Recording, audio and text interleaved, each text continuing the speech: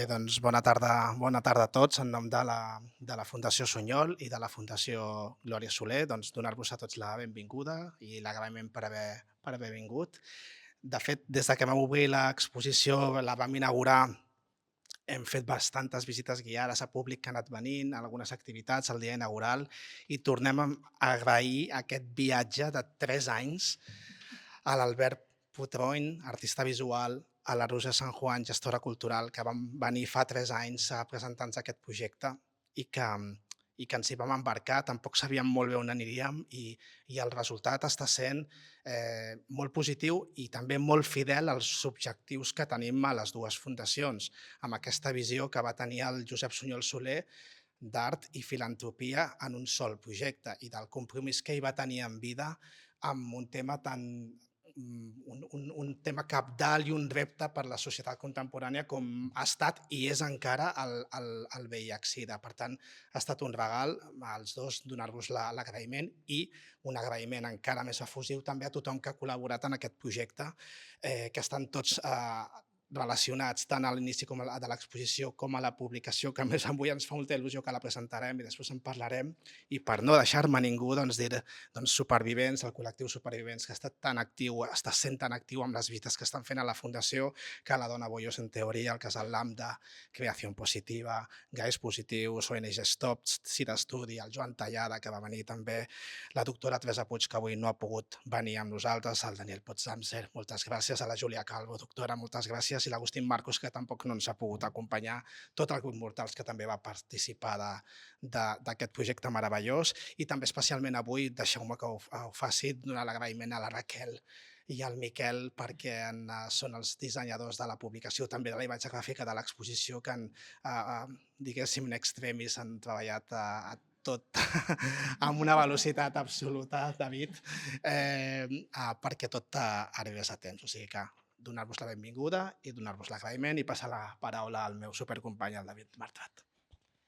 Res, jo molt breument em sumo a tots els agraïments, els faig extensius a molts dels que estem aquí. Avui és un dia feliç, presentem la publicació d'un projecte de llarga durada que venim ja fa més de 2 anys que venim treballant amb l'Albert i la Roser, que ha tingut diferents capítols i processos, que va tenir una part important amb les sessions i que ara té aquest capítol expositiu i que té aquest nou capítol de molt llarga durada, esperem, i de llarga difusió, que és la publicació que avui presentem.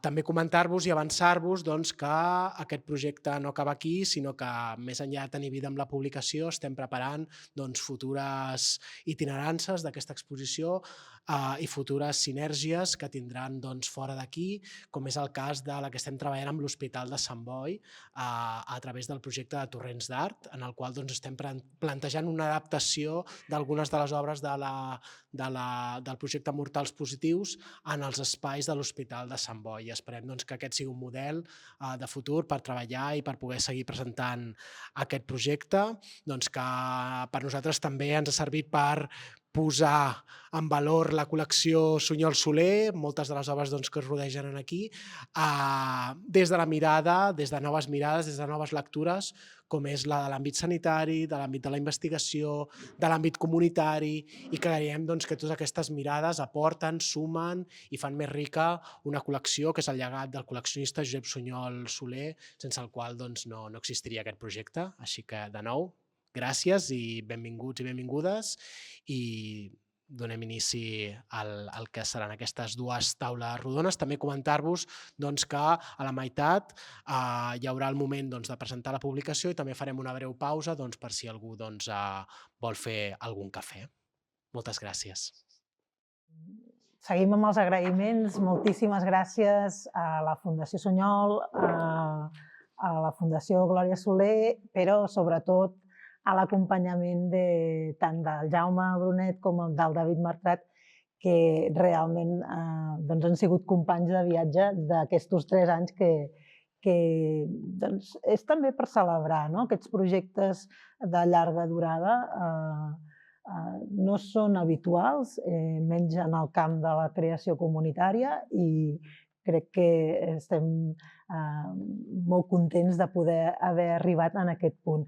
Donem inici ja a la taula rodona que que comencem amb en Dani Potzansker i la Júlia Calvo. Ens havia d'acompanyar també la Teresa Puig, que no pot estar avui i li sap molt de greu, però per motius de salut aquesta setmana no pot assistir. De totes formes, us faig la presentació dels tres perquè a ella li hagués agradat molt poder acompanyar-nos. Faig així com per ordre, amb la doctora Júlia Calvo. Ella és especialista en UVIH, forma part del grup de recerca tècnica de l'Hospital Clínic, equip multidisciplinari, relació econòmica i social i UVIH, Hospital de Dia UVIH-Sida, i és autora de l'estudi Model d'intervenció multidisciplinari sobre les persones amb UVIH i vulnerabilitat socioeconòmica. És un assaig clínic aleatori. A continuació tenim el doctor Daniel Potzansker, és especialista en UVIH, fundador i cap de la unitat de UVIH de l'Hospital Bellvitge de l'Hospitalet fins al 2021 i és investigador de l'UVIH amb més de 40 anys d'experiència. Actualment és assessor científic de la Fundació Lluita contra les Infeccions a Badalona i col·labora amb l'Hospital Carmelo de Chokwe, a Moçambic. I la doctora Teresa, que ens havia d'acompanyar, ella és formada en Medicina Interna a l'Hospital de Sant Pau i ha treballat a l'Hospital Arnau de Vilanova durant 35 anys. Incorporava a l'atenció de pacients d'UVIH des del primer cas a Lleida el 1986. És professora de malalties infeccioses a la Facultat de Medicina de la UDL.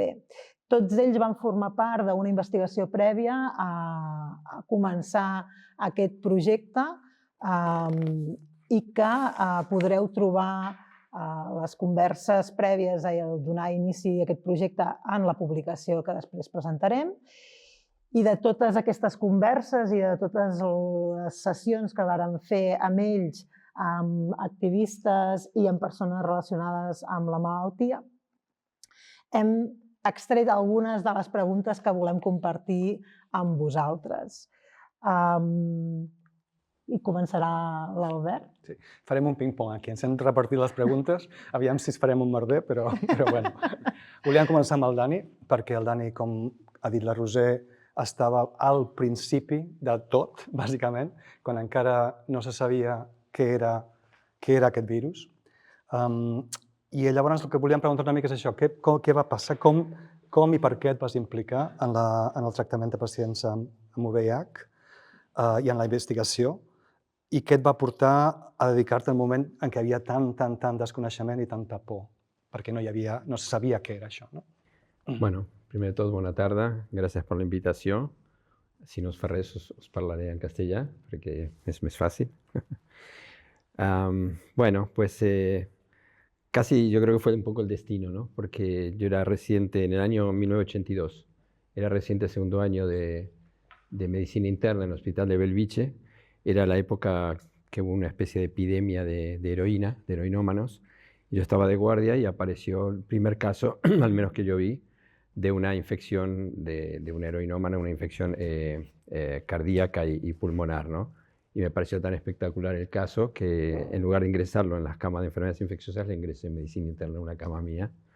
Y al día siguiente el jefe, en lugar de reñirme, que es lo que hubiera hecho más de uno, con una persona lista y con sentido común, me dijo: Dani, ¿te gusta este tipo de pacientes, estas infecciones? Pues te interesa, ¿por qué no lo sigues? Y a partir de ahí pues empecé a seguir las infecciones en toxicómanos. Y una cosa llevó a la otra porque cuando en el 85 aparecieron los test serológicos, donde podíamos saber si una persona tenía VIH o no, abrí una consulta de VIH y bastantes de los pacientes eran toxicómanos, ¿no? Bueno, y ahí empezamos. Eso por un lado. Por otro lado, tuve la suerte, entre comillas, de que hasta ese momento las enfermedades infecciosas eran enfermedades que se curaban en su gran mayoría, ¿no? A diferencia a lo mejor de enfermedades reumatológicas o digestivas que, bueno, la gente mejora, pero muchas veces no se cura. Y la gente del servicio de infecciosas, que estaba acostumbrado pues, a curar esas enfermedades, y por otro lado a tener, digamos, pacientes de la población general, por decirlo así. Y ahora de pronto venía una enfermedad nueva, que se morían casi todos, que eran toxicómanos o eran gays, y en su gran mayoría al principio, y bueno, y los médicos del servicio estaban como un poco asustados con todo. y eso me dio a mí oportunidad de empezar a seguir, a meterme yo en este tema, a seguirlo. Y lo mismo que ha pasado en otros hospitales, donde todos los que empezamos al principio nos empezamos a reunir porque sabíamos muy poco de todo esto. José María Gatell, Ventura Clotet, José María Miró y algunos otros. Bueno, y así arrancó un poco todo el tema de asistencia y de investigación, porque empezamos a hacer también investigación casi desde el principio, porque al final de cuenta era la forma de poder transmitir también a los demás lo que nosotros veíamos, y así empezamos. La idea de la red es importante, ¿no? Como decías, ¿no? Con Clotet, básicamente con otros investigadores y otros hospitales, ¿no? En ese momento, que no se sabía nada, el compartir, ¿no? Sí, nos hicimos casi familia, porque ahora después de 30 y pico, 40 años ya somos como familia, y durante muchos años pues compartimos, nos reuníamos muy seguido, además de ir a congresos nacionales, congresos internacionales. No había internet, no había Google, no había por supuesto inteligencia artificial, quizá había más de la otra, pero bueno, total que lo que hacíamos era pues intentar entre todos pues formarnos mutuamente, tanto para la parte de asistencia como también de investigación. El tema era intentar saber todo lo más que podíamos de una enfermedad nueva que además estaba matando a muchísima gente, ¿no? Dani, de la teva experiència, no? Que has pogut estar com a testimoni des de principis en l'actualitat, aquí, a l'estat espanyol, quines diries que són com les etapes més marcades en l'evolució des dels inicis fins avui, que s'ha convertit en una malaltia crònica, però que és molt diferent dels inicis? Sí, totalmente. Hemos pasado, aunque parezca mucho, 40 años, para medicina es muy poco, pocas enfermedades, o diría ninguna, avanzó tanto en la historia de la medicina como ha sido el VIH, ¿no? De una enfermedad casi invariablemente mortal a una infección crónica con una supervivencia que en muchísimos casos es prácticamente la misma que la población general y con una muy buena calidad de vida, ¿no?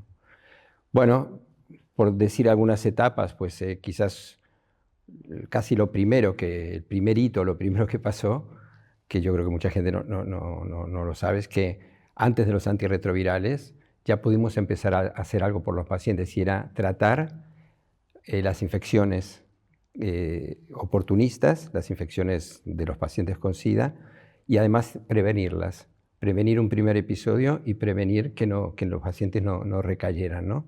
Y ahí empezamos también a hacer investigación. Las primeras investigaciones que hicimos, al menos en nuestro hospital, tuvieron que ver con las infecciones oportunistas. Eso fue 2-3 años, hasta que en el año 87 apareció el primer fármaco antirretroviral, la ZT. Acidotimidina, acidobudina, fue cambiando de nombre, pero bueno, la ZT, la famosa ZT, fue el primer fármaco antirretroviral. Yo recuerdo la película, no sé si la habéis visto, Dallas Buyers Club, una película con Matthew McConaughey que era buenísima, pero que yo salí de los nervios del cine, porque ponían a parir a los médicos que investigaban, a los Centros para el Control de Enfermedades, a la FDA, a la ZT, era todo un desastre. Y claro, cuando terminaba la película había un pequeño rótulo que decía: la ZT fue el primer fármaco antirretroviral, gracias al cual luego aparecieron otros fármacos, pero lo ponían, yo creo que alguien lo obligó al director a ponerlo, pero el sentido de la película era totalmente al revés, ¿no? Lo cierto es que la ZT evidentemente era un fármaco tóxico con una eficacia pues baja, pero era algo, y fue lo primero que hubo, y fue lo primero que mostró que se podría suprimir la replicación viral, y que los pacientes que tomaban AZT, comparado con los que no lo tomaban, vivían unos cuantos meses más. Eso fue el inicio de todo. Y tuvieron que pasar 9 años hasta el año 96, del 82 al 96, para que en el Congreso de Vancouver se presentaran los datos de los primeros cócteles de tratamiento triple, ¿no? Cuando apareció una segunda familia de fármacos, los inhibidores de la proteasa, y ahí empezó lo que es el VIH como infección crónica, porque ahí los pacientes empezaron a dejar de morirse. Evidentemente eran fármacos todavía mucho peores, digamos, que los que hay ahora, con 14 pastillas al día, en 2 tomas o 2 en 3 tomas, con muchos efectos secundarios, pero bueno, gracias a eso los pacientes empezaron a dejar de morir, ¿no? Y luego, bueno, poco a poco empezaron a salir nuevos fármacos mejores. En 2006-2007 fue la primer pauta triple, o sea, una sola pastillita con 3 fármacos. Ahora ya tenemos 12 o 13 pautas de pastilla única de 2 o 3 fármacos. Bueno, y luego ya pues fueron apareciendo más cosas, ¿no? La PrEP, que luego seguramente se comentaba. No, un dato importante, en el año 96 hubo un avance que fue súper importante porque todavía sigue siendo una de las bases del tratamiento antirretroviral, que es la carga viral, porque es la forma de saber si un paciente está tomando y está respondiendo el tratamiento, ¿no? Que es mirar la cantidad de virus que hay en la sangre de los pacientes. Y esto nos permite en pocas semanas saber si el tratamiento funciona o no. Hasta el año 96 solo teníamos las defensas, los CD4, y eso no es tan estricto y tienes que pasar meses hasta ver diferencias, ¿no? Así que ese fue un dato muy importante y es actualmente lo que nos sirve para saber si los tratamientos funcionan. Bueno, luego ya en los últimos años, igual luego hablamos ya los tratamientos de los long acting, los de larga duración, que son el futuro del VIH. En lugar de tomar pastillas cada día, pues ahora hay algunas inyecciones que se pueden tomar, se pueden administrar 6 veces al año, cada 2 meses, y están saliendo cosas nuevas, ¿no? O sea que esto ha ido sin parar, ¿no? Sin parar avanzando de una forma espectacular. Sí, como decías, Del punto de vista clínico y médico, ya no hablo social, que luego hablaremos seguramente. Sí, sí. Y a nivel personal, que nos has dado este journey, este viaje desde el inicio hasta ahora, con todos esos tratamientos que con 40 años, como dices, es bastante impresionante, ¿no? Para ti, a nivel personal, después de tantos años que trabajar con el VIH, ¿cómo te ha marcado a nivel personal y a nivel profesional también? ¿Y qué aprendizajes destacarías que son útiles para otros ámbitos de la medicina y de la vida? Caray, eso es toda una pregunta, ¿eh? ¿Hasta qué hora tenemos? Tienes un minuto. Bueno, hombre, yo creo que a los que vivimos casi, no sé, más de la mitad de nuestra vida con el tema del VIH como médicos o personal sanitario, pues nos ha marcado muchísimo. Y ya no solo por las millones de horas que hemos dedicado al tema durante todos estos años, ¿no? Tanto a nivel asistencial como a nivel de investigación, todo eso, sino que, bueno, te ha marcado un poco la vida, ¿no? Al fin de cuentas, es como que nuestra vida ha ido alrededor del VIH. Obviamente uno tiene su familia, sus amigos, sus hobbies, pero es que esto nos ha ocupado, digamos, una parte enorme de nuestra vida, al mismo tiempo que también, cuando te encuentras, sobre todo en los primeros años, con la muerte cada día y ves el sufrimiento de la gente y ves los prejuicios, el estigma contra todo lo que hay que luchar, te das cuenta de cuántas chorradas uno se preocupa en la vida y cuando ves esto, y ahora me ha pasado también los últimos años yendo a Mozambique, que dices, madre mía, aquí si se te estropea, no sé, la ducha, parece que te mueres y bueno, vete allí y ves lo que es el mundo, ¿no? En mi caso, además, se dio la circunstancia de que mi compañía en los últimos 20 y pico años, la doctora Elena Ferrer, trabajábamos juntos en la unidad, con lo cual nos llevamos el VIH pues a casa y estamos todo el día aparte de la relación con los pacientes que es muy intensa. Yo desde que me fui del hospital, pues lo que más echo de menos son los pacientes, ¿no? Con muchos llevamos más de 30 años de relación y era una cosa tremendamente intensa, cercana, afectiva y bueno, pues eso. No digo más. Casi nada. Sí. Bueno, sí que dirás más, Dani. de esta pregunta. Voy a hacer otra pregunta jo. Amb l'Albert també ens interessava mirar si hi havia algun paral·lelisme entre la pandèmia de l'UVIH i més recentment, molt diferent en molts aspectes, però si hi havia algun paral·lelisme amb el Covid, no? I ens va semblar que potser hi havia, en un moment que quan un no sap el què, hi ha una por i un estigma molt gran. I als inicis del Covid, que no se sabia, fins i tot es va assenyalar on vivien els professionals sanitaris, perquè hi havia aquesta por. No sé si això tu vas viure en primera persona o aquesta por, el contagi d'una cosa desconeguda, doncs us va afectar o... A ver, tienen cosas en común y cosas muy diferentes, ¿no? Las dos han sido pandemias, los dos son virus, los dos potencialmente matan y los dos se transmiten, ¿no? Y eso crea un miedo brutal, ¿no? Y claro, el COVID fue, a ver, el VIH fue una cosa que sí, también creó mucho miedo y mucho estigma, pero fue como, no de a poco, pero más o menos, ¿no? Porque al final fue una cosa que ha sido a lo largo de los años, ¿no?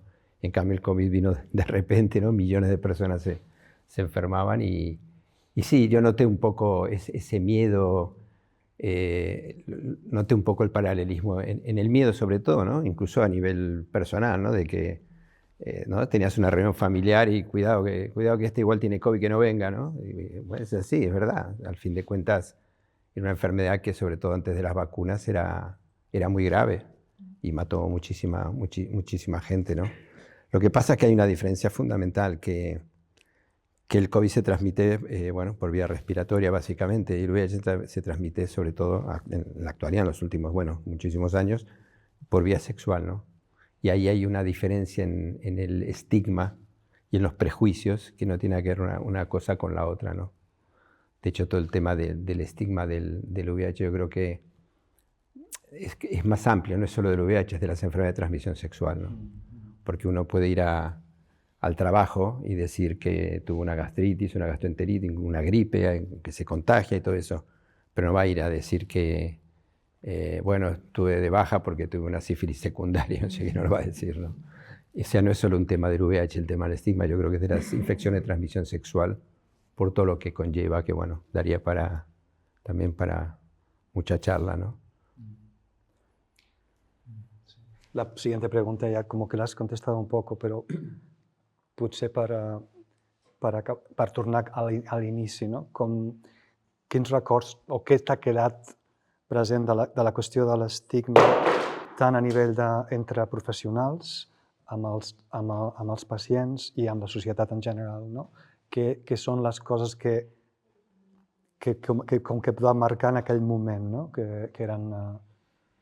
Bueno, que havies de lidiar cada día amb aquelles coses. Al principio, ¿no? Era terrible porque yo creo que el miedo y el estigma no era solo con los pacientes, era básicamente con los pacientes, pero también con nosotros, con los médicos o con las enfermeras que nos dedicamos a esto, como que el resto de compañeros te miraba un poco como con cierto miedo, ¿no?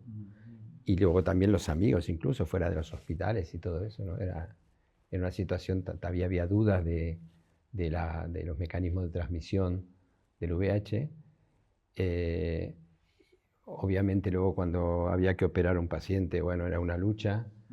Ya ni te explico el tema de las autopsias, porque era muy importante. Nosotros teníamos que aprender como fuera, porque había que intentar mejorar todo lo que el conocimiento y el manejo de los pacientes. Y entonces me acuerdo, bueno, que era una lucha por conseguir la autorización de las familias para hacer las necropsias, las autopsias, que se conseguían bastante. Y luego había que luchar contra los patólogos porque tenían miedo, que en parte era lógico, pero claro, bueno, cada uno tenía su papel y cada uno tenía que hacer lo que tocaba e intentar mejorar el conocimiento de la enfermedad, ¿no? Bueno, eso en la época, lo que es increíble es que estamos en 2026, ¿no? Han pasado más de 40 años y yo a un paciente o a una persona que vive con el VIH le diría que no lo diga en el trabajo en general. Porque es increíble, pero sigue estando ese estigma, ese prejuicio, que, no sé, yo no soy psicólogo, no sé si tengo las herramientas para entender por qué todavía la gente tiene ese miedo y el VIH tiene ese estigma, ¿no? Tiene el VIH y que todavía sea mejor no decirlo a gente que no sea cercana, ¿no?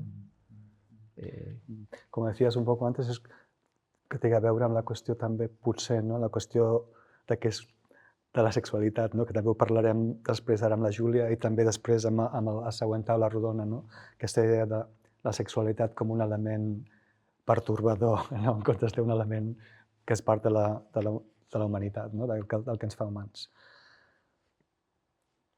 Et toca a tu, Roser. Ara em toca a mi. Quan vam conèixer a Júlia, la doctora Calvo, per nosaltres va ser una descoberta perquè no sabíem que hi havia com projectes d'investigació en aquests termes. No? El seu projecte es centra en col·lectius vulnerables i com millorar l'adherència al tractament d'aquests col·lectius. No sé si ens podries explicar una mica com s'aborda això i quins factors cal tenir en compte del lloc des d'on tu fas, que és l'Hospital Clínic. Bé, jo crec que tot neix d'entendre que la salut, com a qualsevol altra condició, és un tema molt estructural i, per tant, la salut no és prendre la medicació, que això és l'outcome, és el que volem, és la situació ideal, sinó que està molt atravessada per milers de condicionants. El lloc on vius, les condicions amb les quals vius, quin suport tens. Llavors, tot això neix una mica, i no és idea meva, hi ha molts grups que treballen arreu del món per buscar això, intentar identificar quins són aquests factors, és a dir, quins són els factors principals que impacten en l'adherència. Al final, crec que cap persona per se vol no prendre la medicació. És a dir, és una malaltia cronificable, que pots tenir una esperança de vida molt propera, com deia el Dani, a la població general. Per tant, el sentit comú de qualsevol no el porta a deixar de prendre la medicació. El que passa és que hi ha moltes intercorrències socials, econòmiques, de migració, que tenen un impacte directe sobre això. Llavors, això és el que dificulta venir a les visites i després nosaltres, com a sistema sanitari, jo crec que s'ha fet una gran feina impressionant i necessària, però cada cop tenim demandes que són diferents i que hem d'intentar o procurar respondre.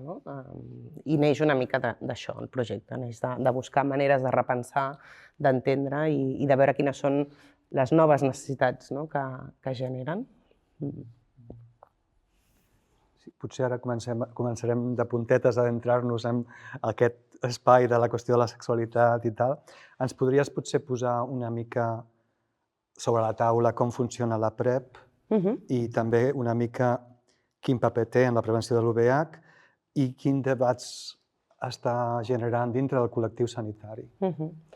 Bé, la PrEP és un acrònim de profilaxi preexposició, que bàsicament és prendre una medicació diàriament o a demanda en funció de quan tindràs la relació sexual, per prevenir eventualment una infecció per VIH. Això és el funcionament de la PrEP. Fins ara les opcions que tenim són pastilles i cada cop tenim més evidència que vindran altres alternatives més facilitadores també per les persones. La PrEP és la medicació de la PrEP és un dels eixos, és a dir, el programa de PrEP va molt més enllà a prendre la pastilla, com dèiem, és a dir, és un programa que atén a la sexualitat, atén a altres malalties de transmissió sexual, és un seguiment compartit amb les companyes d'infermeria, nosaltres mateixes, i per tant és un sistema molt més ampli que només la medicació. Jo crec que hi ha hagut certes reserves en alguns professionals, inclús en la població general, a l'hora de pensar si això, tenint una alternativa tan eficaç com és el preservatiu en la prevenció de malalties de transmissió sexual, és una alternativa viable o hem d'oferir això dintre del marc públic o del sistema públic. Jo crec que des del punt de vista de l'eficàcia de la prevenció no hi ha dubte, que és una mesura excel·lent, però sí que no tothom, això és més una percepció de parlar, està d'acord en que això s'hagi de finançar, oferir, extendre a tothom. És un debat que per mi és una qüestió moral, no és una qüestió científica. És a dir, des del punt de vista científic no hi ha cap dubte que la PrEP és una mesura d'alta eficàcia. Hi ha una cosa... Perdona. No, que lligat amb això de la teva entrevista, les converses que vam tenir abans de començar, tu ho deixes molt clar, que hi ha la generació dels 70, dels 80, bàsicament el condó era universal, present, omnipresent, i una mica era apropar la sexualitat des de la por, no? I com amb el que treballeu vosaltres sobretot, i el que faciliten eines com la PrEP, és que ens comencem a pensar en la sexualitat com a un gaudi i com manegar el que pot passar, les conseqüències de certes decisions, no? Una mica. I ara et deixo que faci la pregunta, perdona, perquè està lligat això, és que m'ha recordat.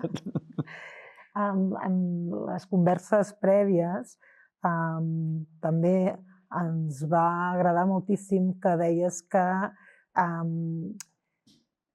com que la medicina s'havia d'adaptar als hàbits i a la manera de fer de la societat i no al revés, no? I no la persona al sistema.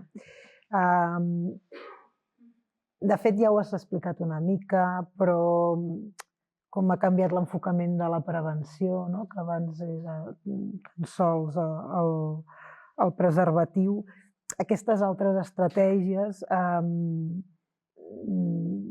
per què no acaben de difondre's? Perquè són molt desconegudes i potser és per aquesta mena de prevenció o rebuig. En termes de la PrEP, per exemple, et refereixes? Bé, jo crec que, en primer lloc, nosaltres estem parlant almenys del món occidental, d'un entorn 100% privilegiat, no? Almenys on treballo jo, al centre de Barcelona, i sabem que tant el VIH com altres malalties no es distribueixen de la mateixa manera a nivell mundial, no? I l'epidemiologia que nosaltres parlem o la que podem conversar aquí és en la mirada d'una ciutat com Barcelona, no? Que segurament surts de Barcelona i dins del propi país ja hi ha diferències, hi ha faltes d'accés i ja no et dic en altres parts del món, no? La PrEP és un tema que sabem que funciona, que tenim unes llistes d'espera inassumibles, és a dir, no pot ser que tinguem 2-3 anys de llista d'espera i no puguem oferir una mesura que és eficaç. Això és un tema econòmic, fonamentalment. Hi ha certa previsió de que puguem anar ampliant aquestes places i el problema potser és que la PrEP no arriba a tothom de la mateixa manera, no? És a dir, dintre del col·lectiu d'homes gais i bisexuals que tenen sexe amb altres homes, és una mesura molt coneguda dintre del col·lectiu i, per tant, són el gran percentatge de receptors de la PrEP, hi ha coneixement, hi ha ONGs, hi ha llocs on es poden informar i tenim altres col·lectius com poden ser les dones cis o les persones que es relacionen amb el sexe transaccional o les persones migrants que tenen moltíssimes dificultats en accedir a aquests programes. És a dir, que a vegades tenim mesures que són eficaces i que per com tenim pensat el sistema i també, evidentment, l'economia que permet, no podem oferir com ens agradaria una mesura tan bona com pot ser la PrEP. ¿Puedo añadir Claro. un par de cosas? No, estoy totalmente de acuerdo con Julia. De hecho, es un tema un poco de presupuesto, ¿no? Porque, claro, si hubiera más presupuesto, habría mucho más gente que podría tomar PrEP ya, ¿no? No tener que esperar un par de años y todo esto, ¿no? Por un lado. Por otro lado, bueno, yo creo que cuando empezó esto hace unos 10 años o así, en Estados Unidos, cada entrada, todos dijimos lo mismo, oye, pero ¿por qué no usan preservativo? Y ya está. Y es más fácil, y listo, ¿no? Y ya. Y después nos dimos cuenta, primero, que es un tema cultural y que, bueno, y que las cosas no se cambian por decreto. Hay lo que hay. Y entonces lo que hay que hacer es pues prevenir el VIH. Y la PrEP, los estudios son espectaculares. O sea, se han hecho en África, se han hecho en un montón de países y son espectaculares los datos, o sea que no hay ninguna duda de su beneficio. De hecho, en países pobres como Mozambique, no sé cuánta gente lo está tomando, pero sí que hay algunos centros que dan PrEP. El hospital donde voy yo no, pero sé que hay algunos centros específicos que también dan PrEP. Y por último, simplemente para ampliar la información, es verdad que aquí de momento solo hay pastillas y las inyecciones que se pueden dar cada 2 meses, una inyección cada 2 meses que tiene el mismo efecto o incluso mejor para prevenir, para la PrEP, De momento parece que está solo restringido o va a estar solo restringido aquí en España para gente que no puede tomar las pastillas, pero existe esto. Y de hecho ahora incluso han salido, hay unos estudios que se han hecho con una inyección subcutánea 2 veces al año, como si fuera una vacuna. O sea, con 2 inyecciones subcutáneas, ¿no? en la barriga o en el muslo al año se previene 100% el VIH.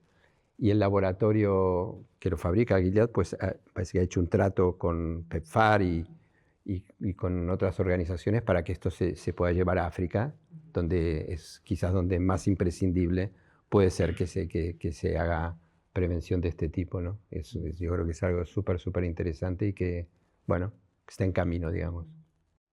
I jo, bueno, m'enganxo al Dani, amb això que deies també de l'Àfrica, que segur que tu, evidentment, ho coneixes més, no? I tornant una mica en col·lectius que queden una mica als marges, com poden ser les dones africanes tenen molta dificultat per anar a recollir medicació, no? Hi ha, diguem, culturalment, no està ben vist que una persona prengui pastilles de cap tipus, igual que no hi ha mesures, diguem, de prevenció de l'embaràs, no està ben vist culturalment, o el recorregut que han de fer, evidentment, a recollir les medicacions doncs, són problemàtiques. Justament el que explicava el Dani d'aquests estudis, en aquest cas de les dones, les injeccions són millors, no perquè sigui millor la injecció o més eficaç, sinó perquè les pacients o les usuàries, en aquest cas, anaven a rebre la injecció. No és el mateix anar-hi 4 o 5 vegades a l'any o 2 que haver-hi d'anar periòdicament. Vull dir que amb això em refereixo una mica a repensar el sistema, de dir quines són les necessitats i com ho podem fer. Ara que ens heu donat aquesta visió de com bàsicament la lluita contra el VIH realment està avançant moltíssim, hi ha aquestes opcions, moltes més opcions i moltes més, si a nivell econòmic tot funcionés. Podríem tornar també una mica a l'estigma que ha tocat el Dani al principi de la pandèmia i centrar-lo una mica més ara que tu, amb Júlia, tu que estàs treballant amb pacients i amb aquesta idea del concepte d'indetectable igual a intransmissible, està realment permeant dintre de la societat, dintre del món sanitari fins i tot, o encara hi ha reptes per lidiar amb l'estigma, per assolir? Sí, de fet, no. La resposta curta és que no està assolit aquest concepte, lamentablement. Diguem, les persones que venen VIH no són professionals sanitàries, evidentment han de ser conscients del seu estat de salut, però no tenen una responsabilitat acadèmica d'haver de saber certs conceptes. El que passa que és molt alliberador i és un missatge molt potent i que evidentment han de conèixer. Però ara els companys de Madrid fa un any i escaig van presentar un estudi d'enquestes a professionals sanitaris, professionals que es dediquen al VIH i professionals de l'hospital, sobre què és la PrEP, què és el concepte indetectable intransmissible. Ostres, les dades són esfereïdores, és a dir, hi ha molt col·lectiu sanitari que no és conscient de conceptes tan bàsics com aquest. Portes doble guant quan has d'explorar una persona amb VIH? Sí. Una sèrie de coses, quan parlem de l'estigma, hi ha estigma que és molt directe, és a dir, que tu expliquis el diagnòstic i que et rebutgin directament, i després hi ha molt estigma percebut, és a dir, que tu vagis a la consulta i de sobte vegis que hi ha actituds que no són les mateixes que es prenen amb altres persones, i això segueix passant. Sortosament, a les unitats de VIH i amb els col·lectius que ens dediquem a això, menys, però això que explicava el Dani de discutir-te amb un cirurgià, no està resolt, diguem que no està al 100% resolt, per res. Clar, aquest projecte neix en gran part d'una demanda que fa Supervivents, que és una associació amb qui vam treballar el 2022, i entre ells hi ha un col·lectiu que diríem ja gairebé sènior, que és la primera generació que arriba a ser sènior amb el virus. I ells ens deien, arribar a ser gran amb el virus comporta algunes coses a les que veiem que no se'ns atén, perquè el diagnòstic de l'UVIH sempre passa per damunt de totes aquestes altres qüestions. Sobre cronificar i envelliment, en el cas de l'UVIH, no? Quins creieu que són els reptes biopsicosocials associats en aquesta nova realitat? Bueno, fem a mitja. Por lo de embelliment? No, home, no. Perquè he parlat molt, clar. No. Bueno, hombre, claro, con los años la gente vive más, los pacientes VIH se hacen mayores, igual que sus médicos, y tienen toda una serie de enfermedades que tiene la población general, desde cánceres, enfermedades cardiovasculares, trastornos neurocognitivos, igual, pero quizás un poquito más en frecuencia y un poquito más en precocidad. Y entonces esto hay que controlarlo para que tengan una supervivencia larga como la población general y con una buena calidad de vida, ¿no? Y yo creo que esto se está haciendo bastante bien hace años. De hecho, yo creo que la gente VIH está mejor controlada que mucha parte de la población general no VIH, porque si vienen al hospital muchos 2 veces al año, como mínimo, pues tienen colesterol, azúcar, riñones, hígado, todo controlado, todo controladito, 2 veces al año. Casi nadie tiene esto, ¿no? Entonces, pero bueno, yo creo que esto es muy importante, ¿no? Y de hecho las sociedades, la Sociedad Europea de SIDA y otras sociedades, incluso aquí a nivel de España y tal, pues hay toda una serie de recomendaciones del manejo que hay que hacer para controlar el envejecimiento de la mejor forma possible de la gente con VIH, que vive con VIH, no? Sí, jo crec que per un cop a la vida són persones que per fi reben discriminació positiva, no? És a dir, per una vegada, després d'odi, després de rebuig, després de molta pena i molta misèria pròpia i de les persones que s'han quedat pel camí, és potser la primera vegada que reben una atenció com potser hauríem de rebre totes, però una atenció completa, atenció als factors de risc cardiovascular, a l'envelliment i potser amb una, com diu el Dani, amb més facilitat per fer proves, test o de forma més precoç, perquè el risc és lleugerament superior i dos, per aquesta periodicitat tan elevada o més elevada que la població general, ¿no? Però per mi és una bona notícia. Ahora, esto es aquí. Claro, el mundo es muy amplio, ¿no? Y yo a los pacientes que venían o que vienen con problemas de adherencia o que faltan a la consulta y todo, les digo que tengan en cuenta que son privilegiados, en cierta forma, porque esto no pasa en todo el mundo, ¿no?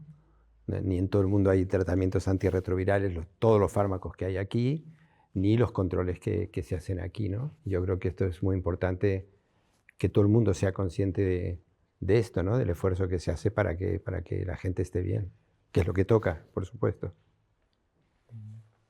Situant-nos on estem ara, quins creieu que són els principals reptes de cara al futur, tant a nivell professional com a nivell de la societat? Déu-n'hi-do, quina pregunta. Pues a nivel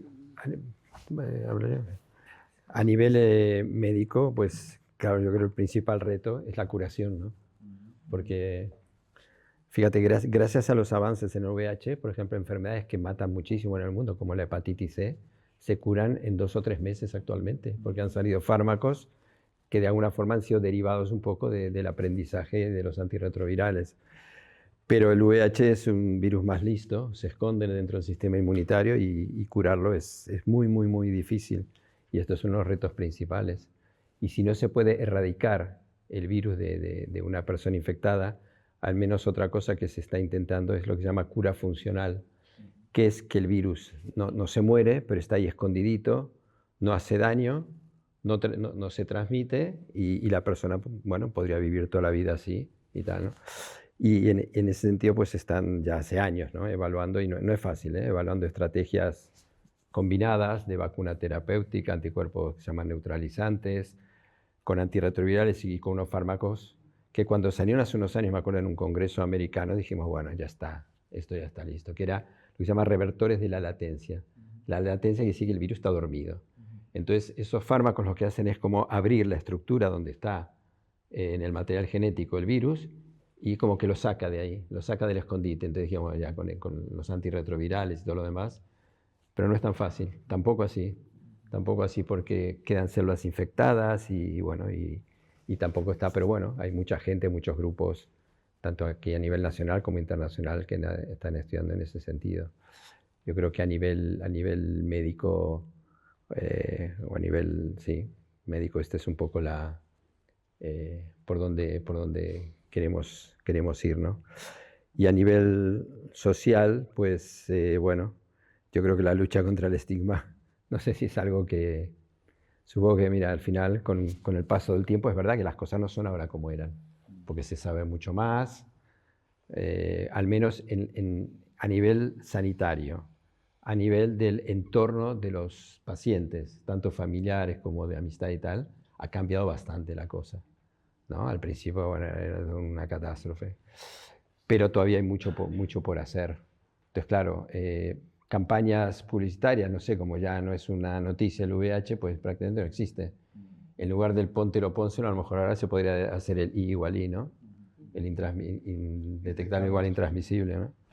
Porque esto yo creo que sería importante, no solo para los pacientes, que bastante sí que lo saben pero o lo entienden, pero no todos, para su entorno, para la sociedad, porque yo creo que reduciría el estigma, reduciría el miedo que aún queda, un miedo irracional que aún queda. Y bueno, no sé, Julia, tu.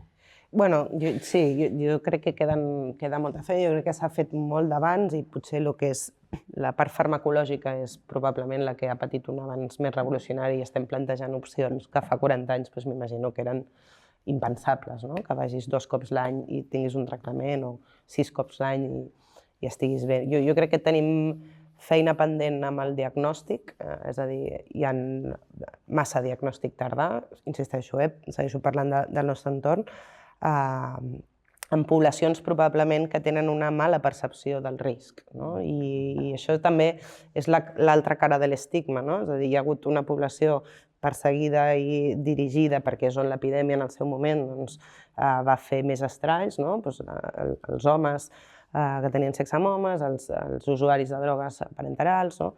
Però després hi ha una altra població que també viu amb VIH, no? Que són les dones, que és la població migrant, i aquí tenim la població heterosexual, no? Llavors aquí tenim un pool de malaltia que es diagnostica molt avançada, no? I que estem tornant a veure, jo estic veient per primera vegada, però gent que ha viscut més anys està tornant a veure malalties que ostres, és un fracàs, no? Diagnosticar algú amb les eines que tenim, amb la prevenció que tenim, diagnosticar algú amb una malaltia tan avançada o en fase de sida, no? I això són les dones, fonamentalment, i els homes heterosexuals.